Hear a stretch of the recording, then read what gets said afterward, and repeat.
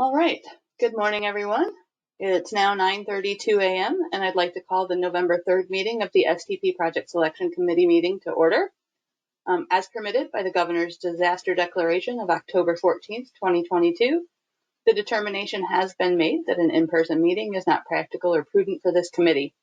To ensure as transparent and open a meeting as possible, we posted the meeting materials approximately 1 week in advance.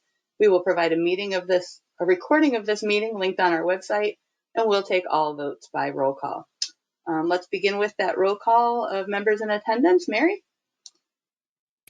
Good morning. If anyone is sitting in for a regular member, please state your name when I call the member's name. Kama Dobbs, CMAP. Here. Dan Burke, CDOT. Yeah. This is Grant. I'll sit in for Dan if he's not here yet. Thanks, Grant. I don't know. Kevin O'Malley, CDOT. Here. Jeff Shriver, CDOT. Here. Mayor Shelkey. Mayor Rockingham. Here. President Gallagher. Here. And our non-voting advisory members, John Donovan, FHWA. Tony Greep, FTA. Here. Sis Killen, representing the counties. Good morning. Here. Heather Mullins, representing the RTA. I'm here. And Chad Riddle, IDOT.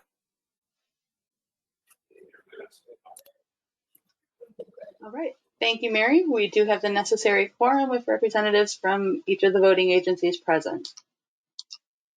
Moving on then to agenda changes and announcements. Staff has no agenda changes, but I did just want to take a minute to say how excited CMAP is to have a new deputy for transportation research analysis and programming, and that's Amy Lee, who was formerly with the Tollway. So we're super excited to have Amy on board, and I see that she's joined us. Amy, did you want to say anything to the group? All right. Do any members of the committee have any agenda changes or announcements that they would like to make?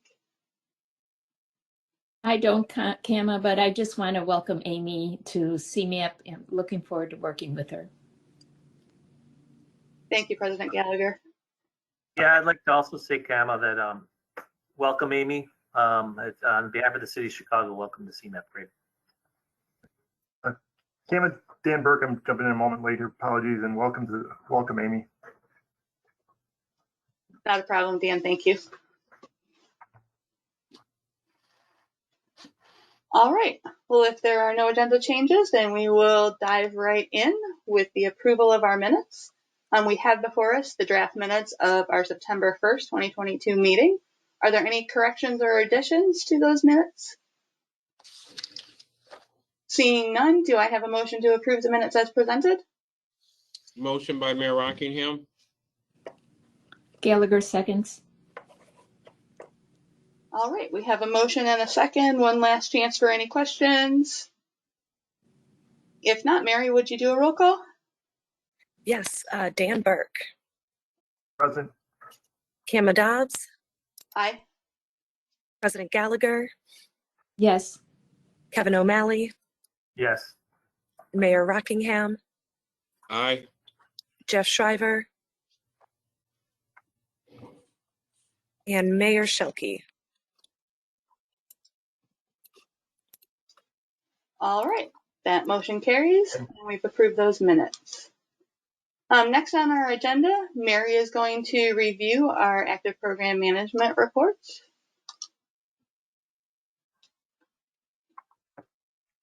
All right. So the first report in your meeting packet provides the current status of shared fund active projects. On the final page of the report is the status of the CRISA funded projects selected by this committee. There are two projects on this report, the Dixie Highway project in Harvey in FFY 25 and the Ashland Avenue project in Calumet Park in FFY 26 that have current status notes in red. Neither of these projects submitted their required September quarterly status updates. Therefore, per the active program management policies, these projects should be removed from the active program and required to reapply for funding in our next cycle. Staff will be processing tip changes to remove these projects from the program unless the committee would like to hold off on taking that action until we've discussed updates to the active program management policies next month. And so I'll pause here for any discussion.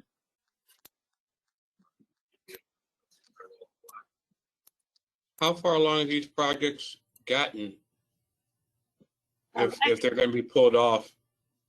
So both of the projects are for phase one engineering, so there has been no activity, but they, are still required to turn in quarterly status updates. I think this is one of the things, as you know, we'll be bringing some minor tweaks to the active program management policies to the committee in December, and enforcement of the quarterly status report requirement is one of the things that we expect to talk about.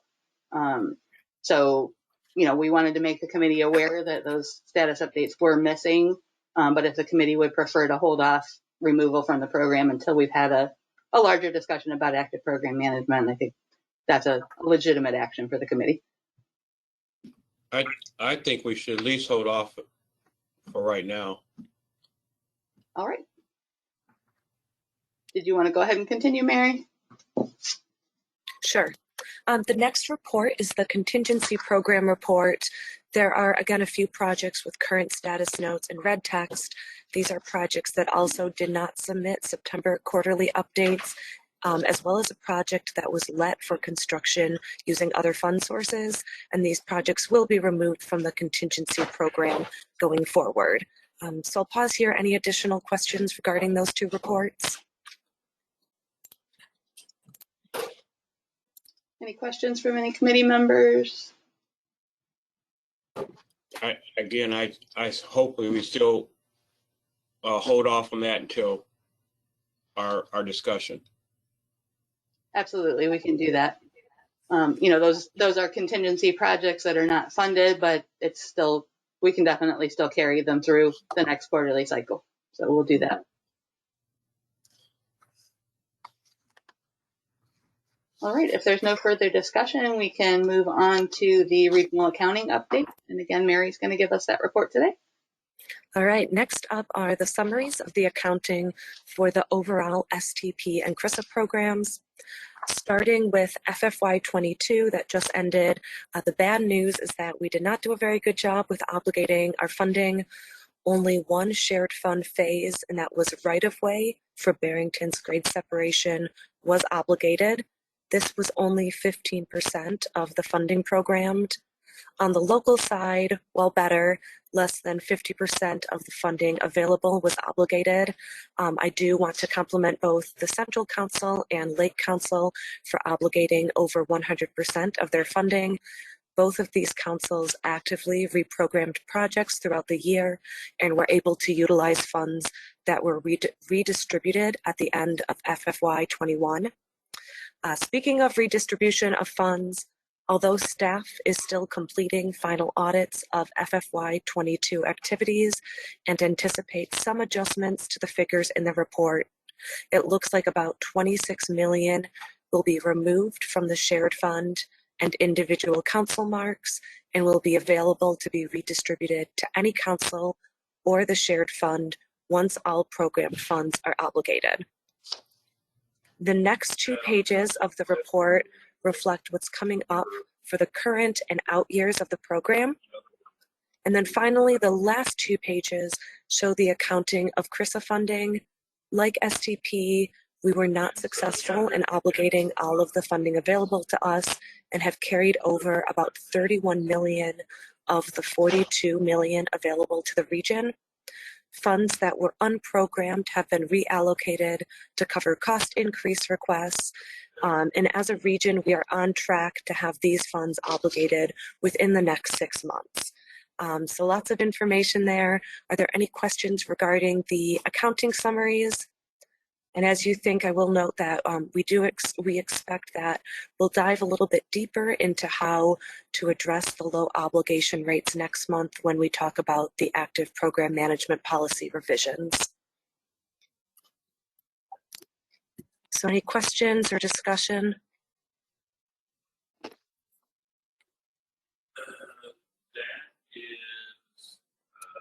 Okay, thank you. Seeing none, thank you again, Mary, for giving those reports. And we will move on to the meat of our agenda, which is continued discussions of the shared fund methodology.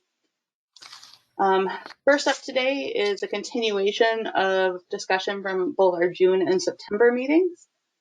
In September, staff did propose some options for relaxing the requirement for phase one engineering to be substantially complete in order for folks to apply for funding.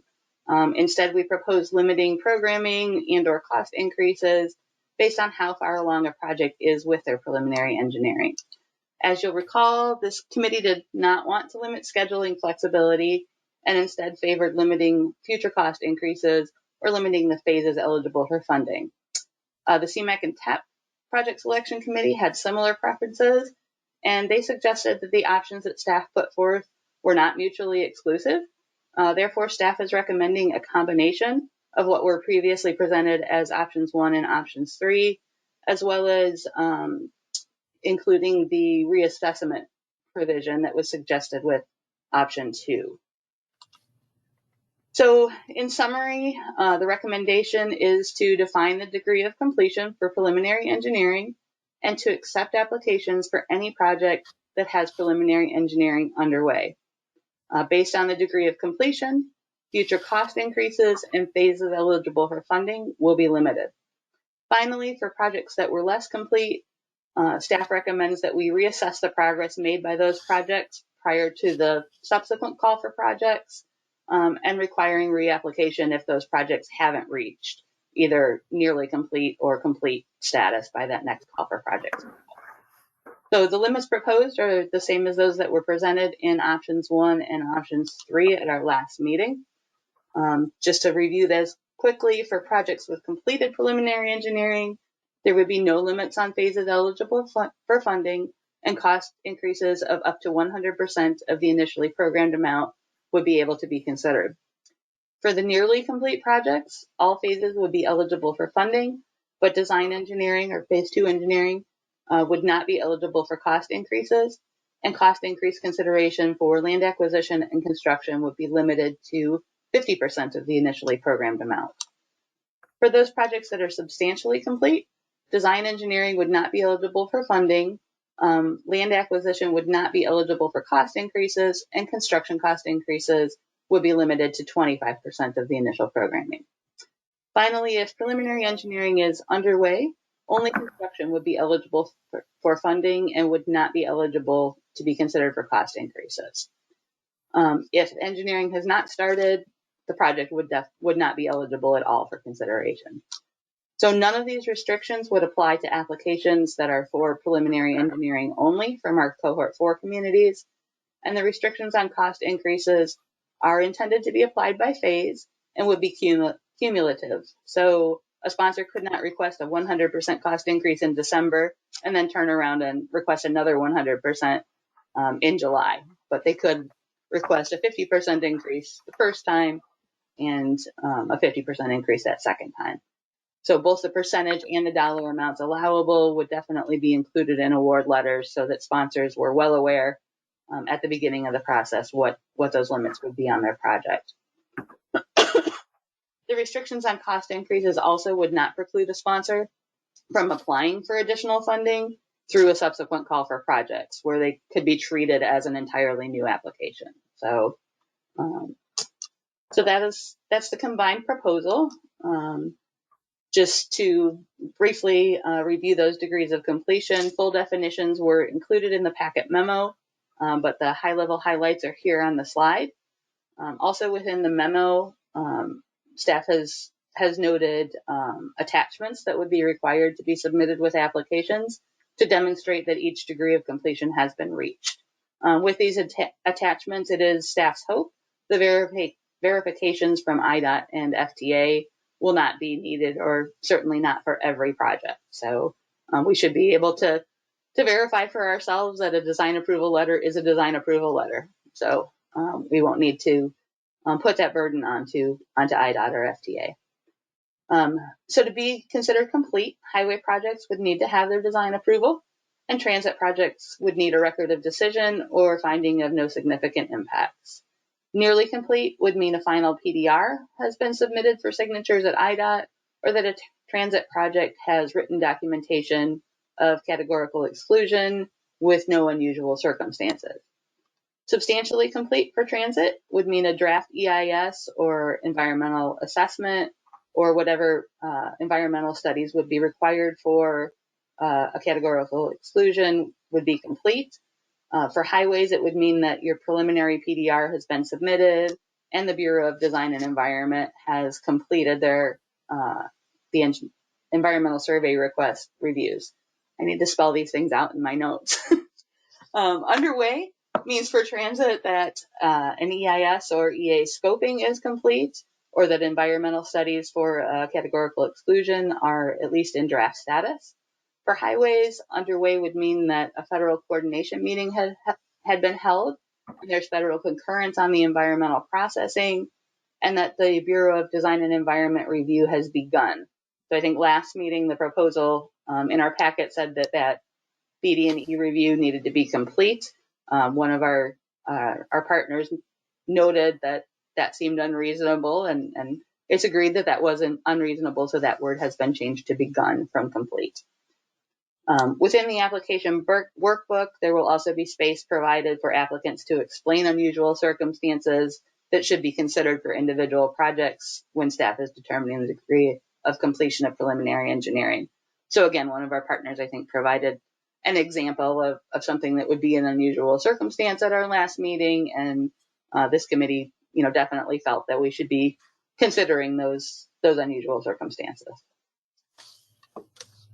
So again, just popping the summary back up on the screen here, and want to know if there are comments or questions from any members of the committee.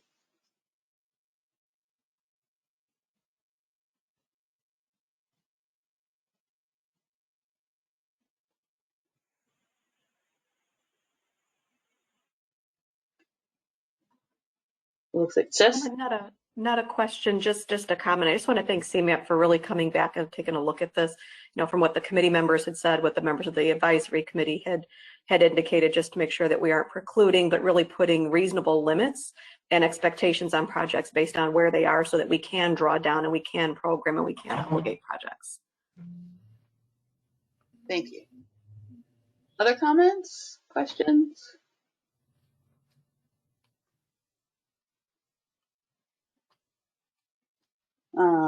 Seeing no more from any members of the committee, is there anyone else on the line in our audience that wanted to make a comment or ask a question today?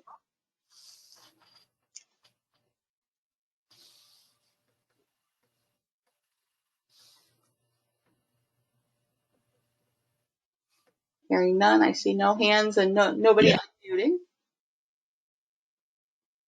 All right, well, I appreciate the committee's discussion on this item. Just like last month, this will again be presented to the CMAQ and TAP Project Selection Committee at their 11 a.m. meeting today. Their process is slightly different than ours in that they will be considering approval of the individual policy. If for some reason they don't approve as this was presented and discussed today, staff would be reaching out to potentially schedule a joint meeting before our December meeting so that we could come to consensus between the two committees. But, honestly, for those, several of you were at that CMAQ committee last month as well, and both committees seem to be in sync with each other on this policy. So not expecting to have to convene a joint meeting, but just wanted to throw it out there as a just in case. All right, so we'll move on then to the next methodology item that was kind of lingering. At our August meeting, staff did propose modest changes to the scoring for the jobs and households to transition from using the sum of all jobs and all households within each project's travel shed to considering jobs and households separately. The jobs portion of the score would be unchanged, but for households, staff did propose scoring based on the proportion of households within the project's travel shed compared to the total number of households within the project area. While this committee generally supported that proposal, a request for staff to rescore projects from the last cycle using the proposed methodology change was made. Rescoring all 53 applications, frankly, was a bit too burdensome for staff right now. So a sample of 10 projects of different types from different locations throughout the region were selected for this analysis. As shown here, and then in more detail in the packet memo, the change to the methodology does result in some modest changes to the total scores. Within our small sample, increases in total score or no change to score were seen in the collar counties, with decreases or no change in suburban Cook and Chicago. Based on these results, staff does continue to recommend the change to the methodology in order to provide a slightly more equitable process that elevates those projects within less dense areas that are more regional relative to locally oriented projects in the less dense areas. So are there any additional questions or comments or discussion from the committee?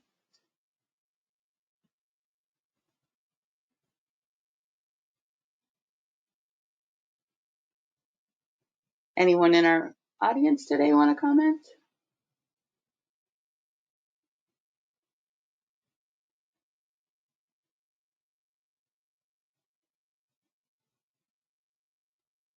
All right. Well, as usual, staff's going to take no comment as agreement with the proposal. So, Kim, this is Grant. Is it okay if I make a couple of comments? please. So I guess we had see that we're looking over this earlier, and it seems pretty clear that this is taking away points from more denser areas and giving them to less dense areas. And we just ran like the raw numbers that you had for total households and the jobs. And it's basically taken, so previously it had 5 points assigned to just under 3 million total travel shed jobs and households, and that shifted those 5 points to $1.3 million, 1.3 million total jobs and households. So there's like a loss of 1.6 million jobs and households with it.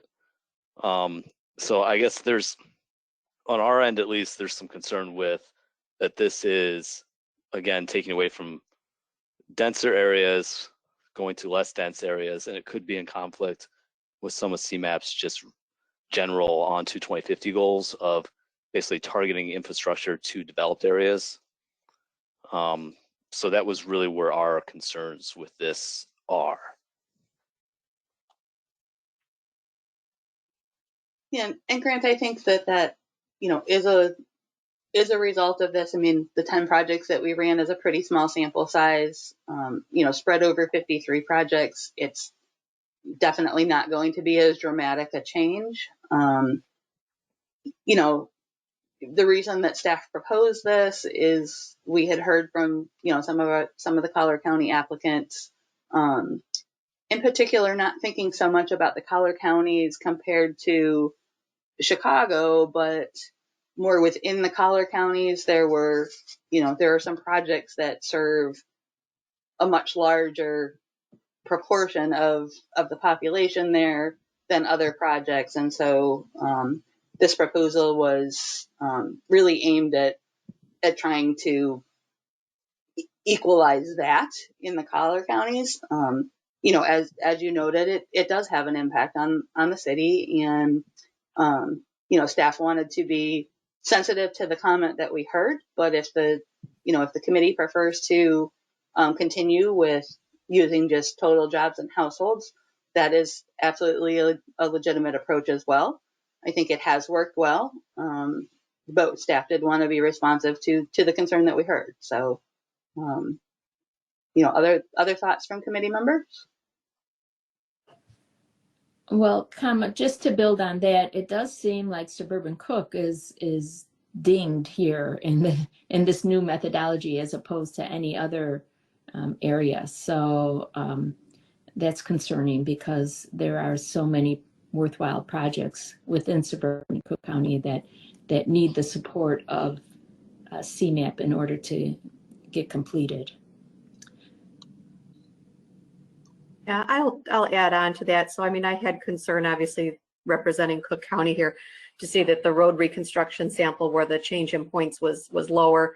I think reconstruction, as we look to support our communities, is really integral, where we have to come in and upgrade utilities. I think a give and take, and I was one of the ones that had kind of made the point at the last committee that different tools for different locations. And as we look specifically at road expansion projects, that we needed to ensure that Collier counties had the opportunity to apply for expansion projects, because that's one of the tools they have, one of the fuel tools in their toolbox.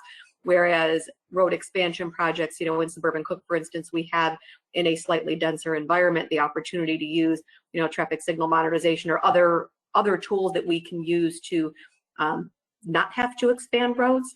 So that's where I was going with the comment. But I think the recon sometimes coming to end of useful life and making sure that we can support much needed economic development in communities is something that we need to be conscious of. Absolutely. And again, jobs and households is 10 points out of 100. It's a small slice, and it wasn't initially intended to give favor to the more dense areas of the region, and there's nothing wrong with that. And so if the committee would like to, return to the previous methodology, that's fine. It's staff's job to offer you options, but ultimately it is your choice. So. And it sounds like the majority of the committee is leaning towards let's stay with the methodology that has worked well for us in the last 2 cycles. I'm seeing head nods. Yeah, I would. That seems to be. That would be our opinion, I think, of the cities. Agreed. I agree. All right. Anyone else? Again, advisory members of the committee or members of our audience that want to comment before we move on. Otherwise, I think that the general consensus here is that we will revert back. And we'll talk about the implications of that on the draft application booklet when we get to that item.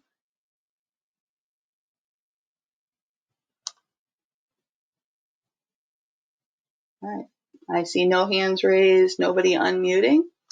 So thank you to the committee for the thoughtful discussion and consideration.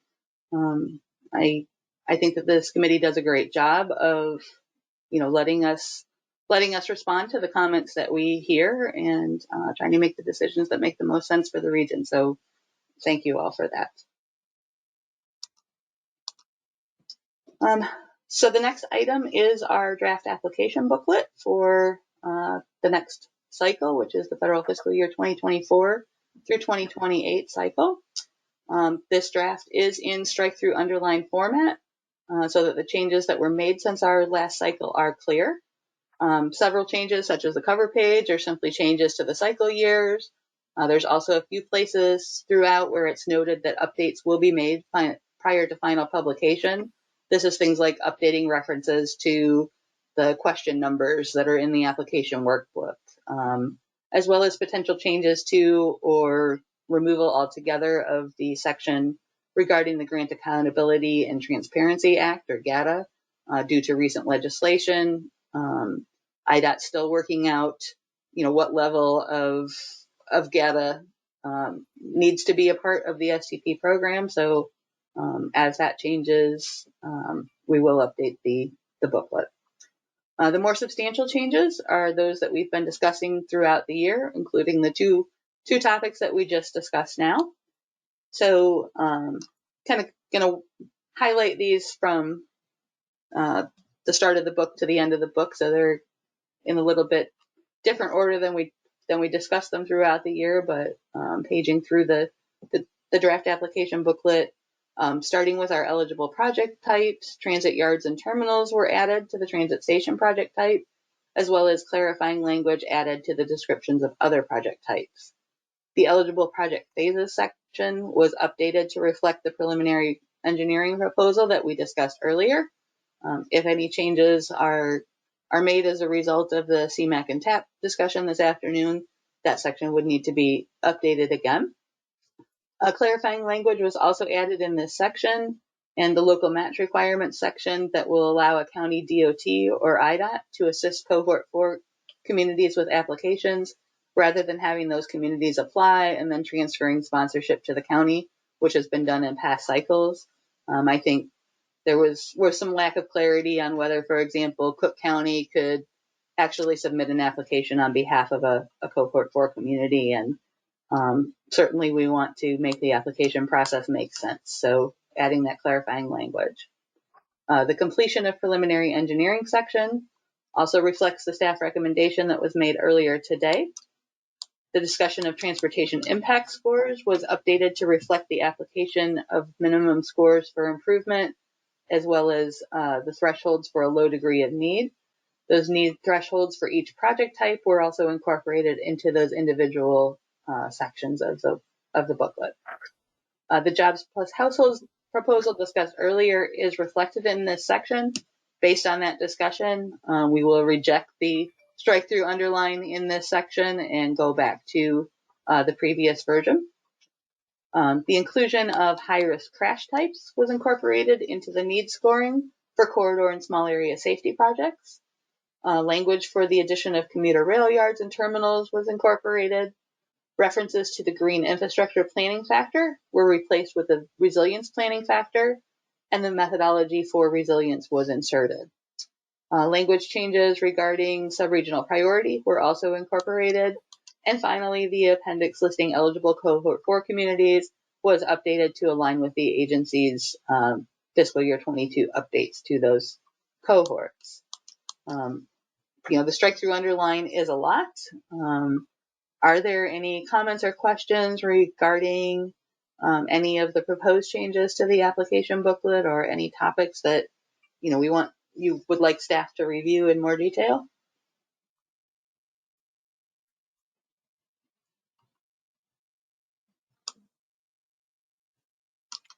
Yeah. Go ahead. Yeah, Kayla, just on project eligible types. There was included in there was a proposal to include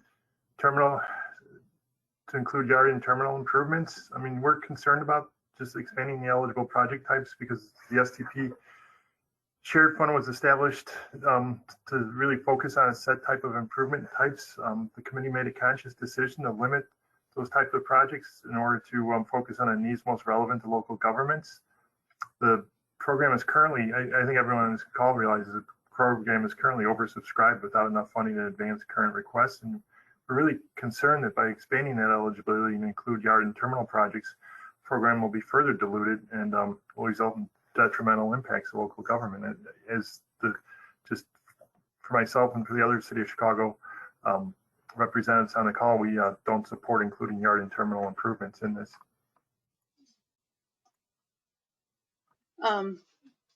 Thanks for that comment, Dan. I think that at our last meeting or 2 meetings ago, we had this discussion, and the consensus at that time, I think, was that incorporating yards and terminals into the transit station project type didn't add a project type then. It made more competition among the transit agencies within that category. So, based on that discussion, that's why it's included here in the draft application booklet. Are there other comments on, continuing to include those changes to the transit station project type? Emma, this is Heather at the RTA. I just want to add that the transit agencies are in support of including this change. And Kama, I understand the concern, and nobody wants to dilute the the funds that are available to municipalities. But Chicago, one of our great assets is being a major transportation hub throughout the country, and so I think it's very appropriate for us to support that in this small way. I don't think us opposing it isn't in any way questioning the importance of it. It's just saying that the current STP shared fund was set up, with a select group of projects, put forth by local governments. Just the further we dilute it, the less it just lessens our ability to deliver those projects that we're all looking for already.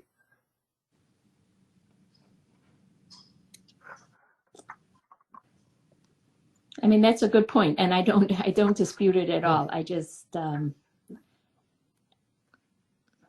I do believe this is important. And I think, Dan, from CMAP's perspective, the request for consideration of yards and terminals did come from a local government, not from a transit agency. The project in particular that was of interest was relocating the Metro Rail yard that currently is really just sidetracking in Barrington and Crystal Lake, and having a dedicated yard out in the Woodstock area. The impact on commuters on the UP Northwest line is pretty high from this, and would give Metro the ability to add additional trains and increase efficiencies in their service on that line, which I think does meet the goals of supporting transit within the STP shared fund. Again, by incorporating yards and terminals into the transit station category, as you know, 50% of the score is relative within each project category. So these yards and terminal projects, which honestly, there's that one project as we talked to CTA while developing the proposed methodology. No project came to mind for them immediately. I mean, they're supportive of the concept and supporting Metro and McHenry County in their efforts, but I don't think that there's going to be a more than one or two of these types of projects over the next 10 years. And so while I understand and agree with concerns about diluting the program, I think that providing an opportunity for someone to apply and be ranked is, not diluting the program unless they, jump to the top of the scoring, which, the methodology is set up to be equitable, as it is in every project category. So I don't think that adding this to the transit station category is going to automatically jump these projects to the top of the list. Emma, can you clarify, is the intent that a yard, that this could be a discretely just a yard or terminal project, or is it in combination to a station project? Because often terminals are also station located. It could be both, Kevin. So the way the methodology is proposed, it's about the condition of, if it's a station, we'll look at the station condition, even if it is also a yard or terminal.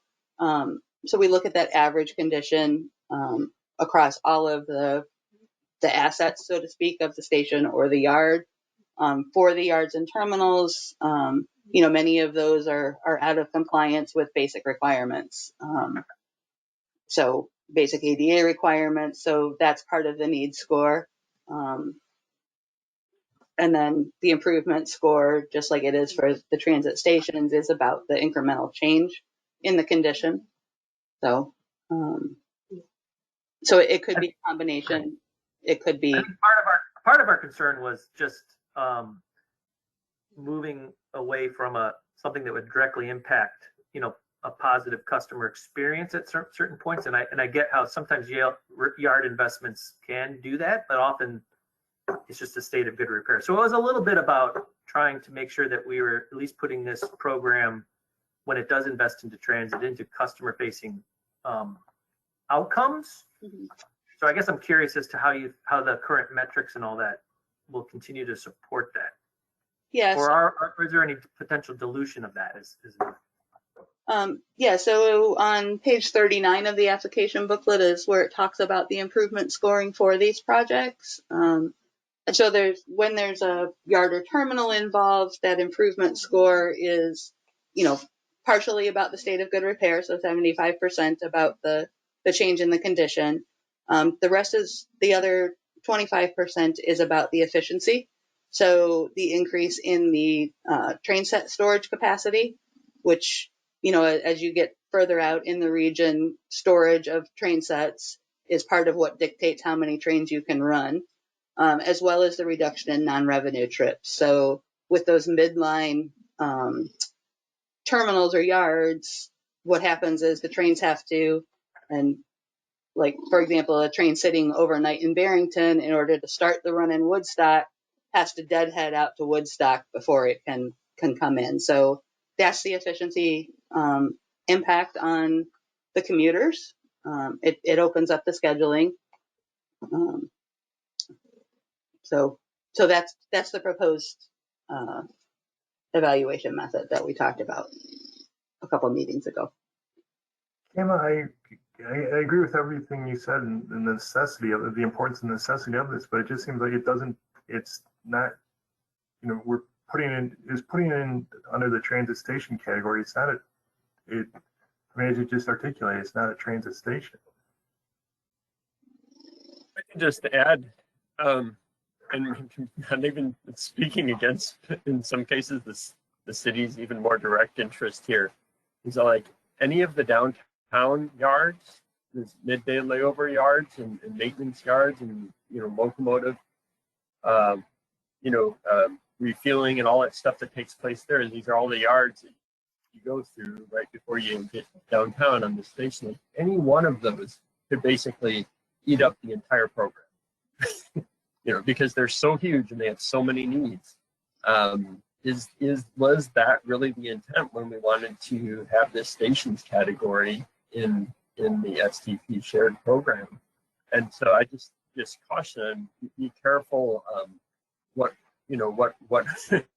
what we wish for here, that this might have unintended consequences. And again, not saying that these aren't all needs and they're not all valuable and all that, but like yards and stations are kind of like different things. And if we want to do stations, we should do stations. If we want to do yards, we should do yards. But sort of mixing them together, I think is going to create some awkward potential competition within the program in the future. And, you know, we may not get the results that we were hoping for. That's all. Again, just trying to allocate limited resources and make our decision making more straightforward. This could actually make it a lot more complex. Yeah, I think, Jeff, you know, one of the pitfall's not the right word, but you know, interesting things about a regional program of this nature is we are talking about large projects. You know, next year in FY24, we have one project programmed for the year, and that's a grade separation. This year, if you don't count the projects that rolled forward, we have one project programmed, and that's a large bridge project in the city of Chicago. And I think I have those years flipped in my head as I say that. I think grade separation is this year, and the bridge project is next year. So, I mean, these are large scale regional projects, and you know, discounting a project type because it may use up an entire year's allocation, well, then we would need to discount grade separations and bridges as well. So I want to make sure that we're not discounting something just because we're afraid it will take up the funding. If we're going to remove a project type, it should be because we don't support that project type. But Kama, we're not advocating to remove a project type. We're saying yards and terminals don't. I don't see how yards and terminals are part of transit station. I mean, if they're going to be included, shouldn't they be their own project type? Well, I think based on committee discussion we had previously on this, the committee didn't want to create a new project type and asked us to explore incorporating this into an existing project type. So that's the proposal before us today, is to incorporate it into that existing project type. You know, certainly it is, you know, we're at the time of year when we have to make a decision and vote, and we can pull this section of the application booklet out and take a separate vote on it and see where we're at.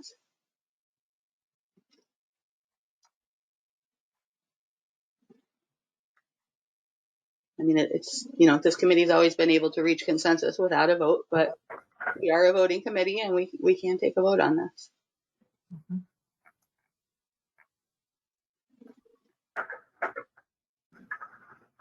there's just a risk that yards and stations might end up just becoming yards, and then we lose the station side of it. I mean, it's hard to speculate on what will really happen. It's just there's a lot of yard needs, and they're not necessarily achieving the same outcomes as station improvements, although both outcomes are definitely warranted and necessary. It's kind of a difficult question. And I just add a comment on it. I think the conversation here is really productive. And going back to the prior meeting, if it's going to be a separate category or brought into the same, the way I look at it is that we want to make sure that we're continuing to promote increased opportunities to have increased transit ridership, and increased transit ridership comes with running more trains. We're at a very unique time just with ridership in general, but I think we need to build and look toward the future. So if it's a separate category that the committee thinks we need to put it in, that's fine. I just think as we look at different funding opportunities, we need to look at stations, but we also need to look at other constraints within the existing transit systems that preclude the opportunity for increased transit ridership. And where it gets placed is perhaps a continued source for debate, but without another home specifically for this, I think that's the toughest conversation before us, is where is that home going to be and where does it make most sense?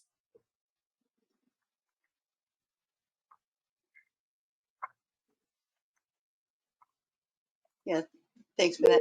And I think the other thing to keep in mind too is, we have a scoring methodology, and staff will make a recommendation next summer based on the scores that we receive. But, the program comes back to this committee and ultimately flows up to the MPO policy committee. And, we rank and score projects and make recommendations based on that data-driven ranking. But there is still a committee of folks that debate the final program.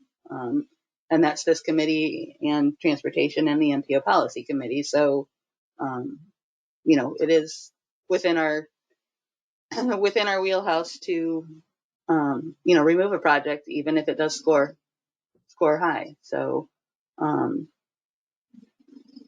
think we won't know until we get an application how well something's going to score. It seems, precluding something from being scored because we're fearful that it's going to use up the entire programming mark, doesn't seem like the most responsible thing to do.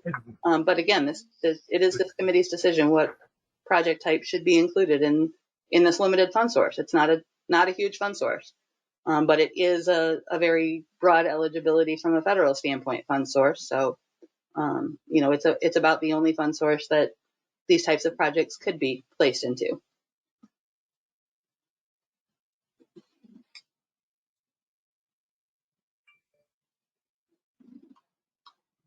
I'd say that I think creating a separate category is probably definitely not the option to go, just because I think it actually elevates the project likelihood. And so I think it is important to have it compete against the transit customer benefits within a transit station. So I'm personally more interested in understanding how that scoring works within that category, to make sure that there really truly is passenger, customer, commuter benefits coming out of it.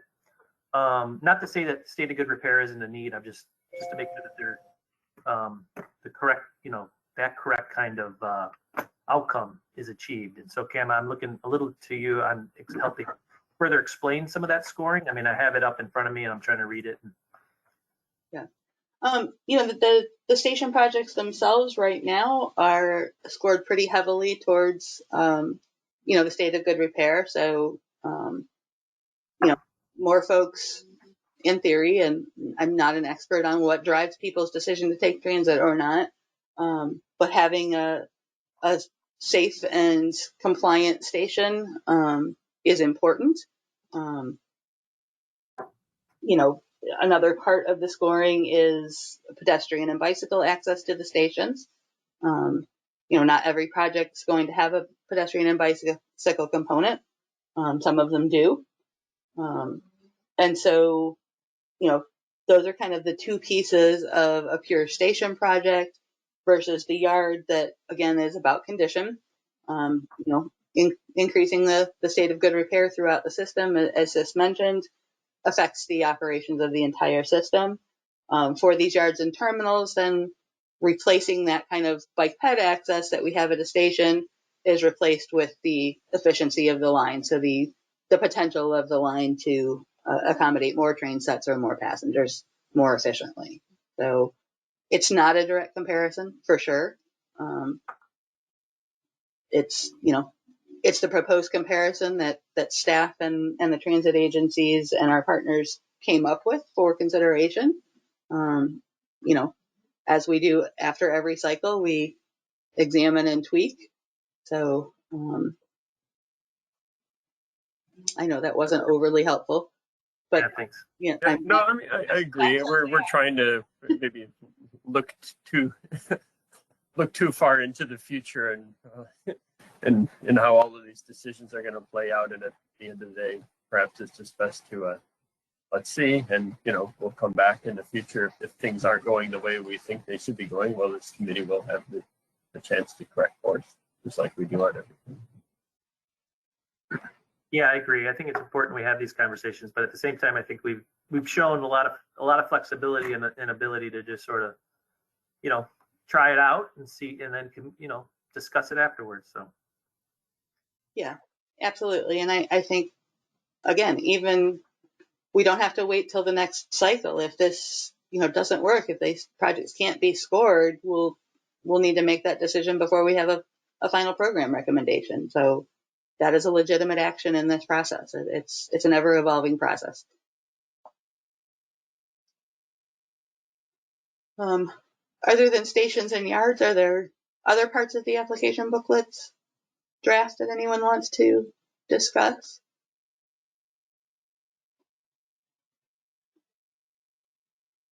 We've already discussed the jobs housing, correct? Correct. Yeah, so based on that prior agenda item discussion, we will revert that back to the way it was the previous cycle, which is the total jobs plus total households within the travel shed.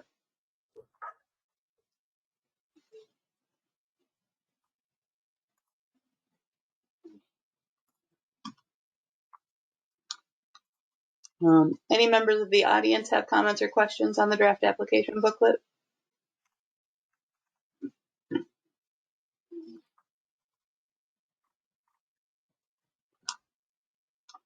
All right, excuse me, see no hands raised or no unmuting going on.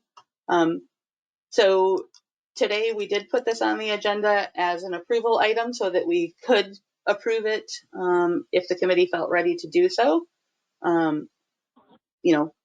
Our other option is a motion to postpone discussion on this until our December meeting. But it seems like, we're at a point where we have draft language. We have one change from what was presented, which is to revert back on the jobs plus households.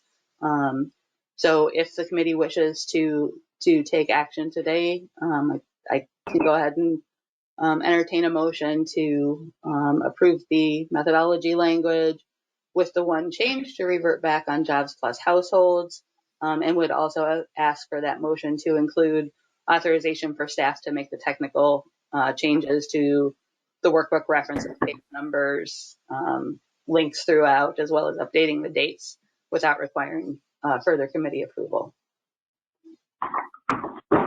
I would make that motion, Tama. Does anyone wish to second that motion? I'll second it. Mayor Rockingham.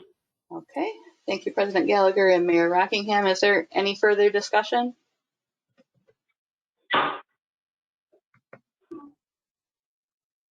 If not, Mary, could you conduct a roll call vote for us?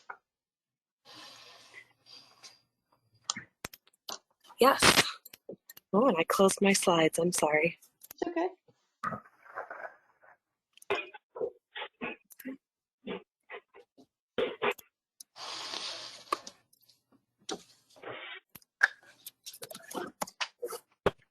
Just 1 minute here, please.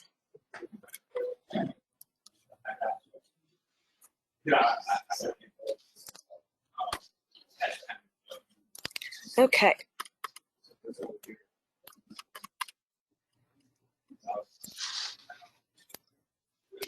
Dan Burke, Aye. Kama Dobbs, Aye. President Gallagher, Yes. and O'Malley, Yes. Mayor Rockingham, Aye. and Jeff Shriver. All right. That motion carries, and we do have a draft application booklet. So in December, staff will bring back a clean copy with the inserted dates and page numbers.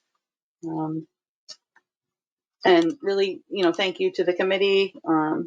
Every other year we go through this process of having these discussions to update the methodology, and it comes down to some strike through underline in this booklet at the end of the summer, and it feels a little bit anticlimactic, but I think that we had the good discussions this year and have made positive changes, and we'll continue to revisit after every cycle. So next on our agenda is other business. Staff has no other business. Do any members of the committee have any other business they would like to discuss today?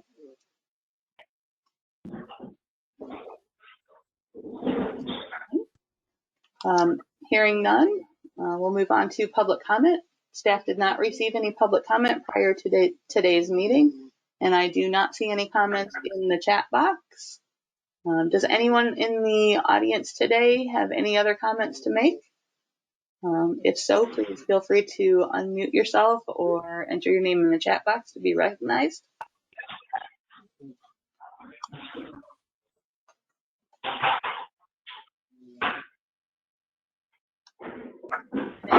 The audience wishing to make public comment.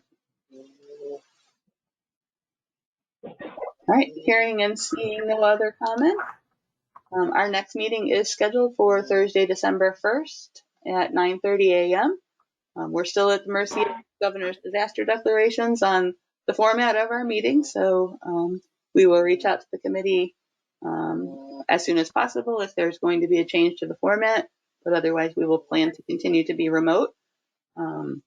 At that December meeting, again, we'll bring the final application booklet for information, and do want to have a conversation about some tweaks to the active program management policies, just to reflect, what we've learned over the last 4 years of using these policies, what we've been doing in practice as a result, and just making policies a little bit easier to read. So that's our planned major discussion item for December.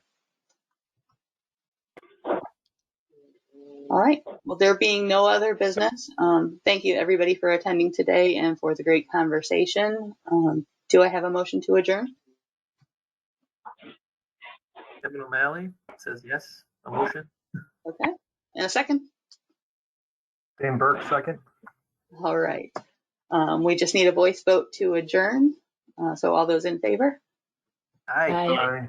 All right. With all in favor via voice vote, this meeting is now adjourned at 10:30 a.m. Thank you everyone for attending today.